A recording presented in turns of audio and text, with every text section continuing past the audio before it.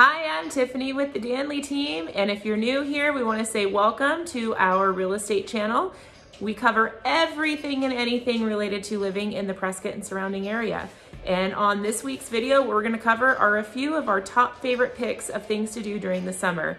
There's a ton of stuff going on, and we always have this kind of running joke in our family that if you can't find something to do in our area, you're not trying hard enough. So stick around, we're gonna cover our three top. It's gonna be the world's oldest rodeo in Prescott, which occurs June 28th to July 4th every year.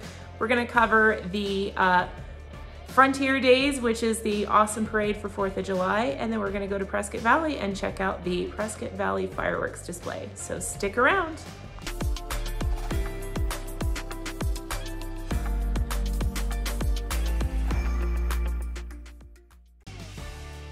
So July is a great time to check out some of the events in our area, and one of our favorite things to do is to check out the world's oldest rodeo, held every year from June 28th to July 4th.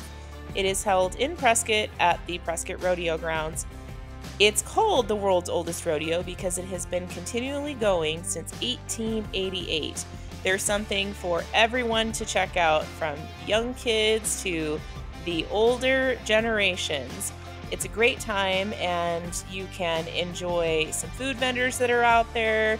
You can actually walk up and see the rough stock, which is great. There's a shopping venue. You can check out a lot of the vendors there, pick up some new Western attire and swag. We had a great time this year. They have so many local sponsors, which are great, and they give back to the community by sponsoring this rodeo.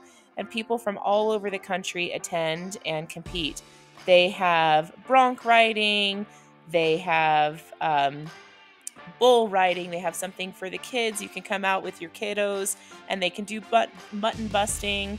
They have bulldogging, team roping, breakaway, which was a fun event for us to watch this year. They even have barrel racing, which our kids love to watch as well. So there's something for everyone and every sport to enjoy. One word of advice: when the tickets go on sale, make sure you get them early. We actually waited a little too long this year, and we were in the standing room only area, so we didn't have a seat, but you know what? It was still a great time. The other thing too is make sure that you get to the venue early on the day that you're there to watch the rodeo, because the parking does fill up pretty quickly, and it could be quite a walk to get to the venue. Definitely worthwhile to check out.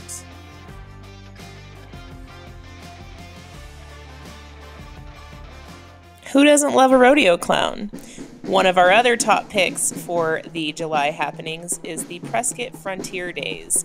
Prescott Frontier Days parade is an awesome time. This is also something to make sure that you get there early. And if it's a hot year like it was this year, it's always great to try to get a spot in the shade. There were thousands of people that turned out to this event, and it's a good time for everyone involved. There must have been over 200 participants in this parade, and it was a very patriotic time. We had a great time. Right here you're seeing somebody who was participating in the rodeo, which was really cool to see. This particular participant in the parade was the One Arm Bandit and Company out of Oklahoma. He performed the night before at the rodeo, and it was very cool to see him at Frontier Days the next day. There were cool vintage car collectors that were out there on display. You had a lot of local vendors, a ton of horses that were there that were also participants in the rodeo, and there were even some of the rodeo queens, which our little girl actually really loved seeing too. It was just a great patriotic, fun-filled 4th of July parade. I would say this is on the top of the list to see if you have time during July to go do something in Prescott.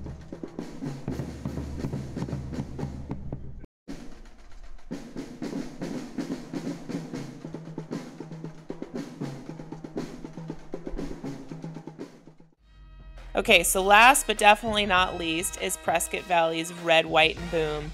Make sure you pack up the family, take your neighbors. We went with a big group of friends and neighbors from our community. It was awesome. It's held at the Civic Center lawn, and they had live music that played all day. I believe it started at 3 o'clock in the afternoon, so it's definitely an all-day event. Fireworks went on at 10 o'clock. It was just a great celebration. They had water slides and games for the kiddos, and everything was free. It was a great time. At last count, they had around 12,000 people that attended. Parking was a little bit congested, but they had it worked out. City of Prescott Valley Police Department was out there directing traffic, and we got out of there pretty quick. When the fireworks did start in the evening, we had front row seats on the lawn as everybody else did, and let me tell you, our kids had a blast. We had a blast. They had food truck vendors out there. They did sell out of food this year, but I think they'll probably dial it in a little bit more next year. It was just a great time and an awesome way to celebrate the 4th of July.